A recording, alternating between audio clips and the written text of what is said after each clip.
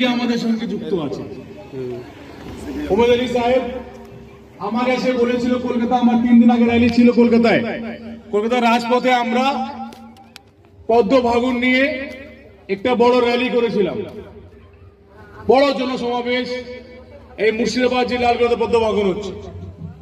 আমাকে আমাদের ওমর আলী ভাই বলেছেন যে ভাইজান, আমাদের যে এলাকা, আমার যে পরিবেশ, ওখানে একবার আপনি আসুন।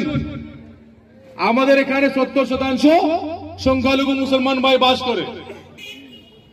আমাদের অবস্থা, গ্রামের অবস্থা, এলাকার লোক মানুষে যে পরিস্থিতি তৈরি করেছে রাজ্য সরকার, আগে সিপিএম টিএমসি কংগ্রেস ছিল, এখন তৃণমূল কংগ্রেস,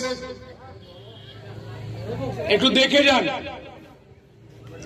সত্যি আমি যখন মালদা থেকে এসেছিলাম গাড়িতে, আমার রাস্তায় আমার গাড়ি টায়ার পাংচার হয়ে গেছে আপনার এলাকায় ঢুকে।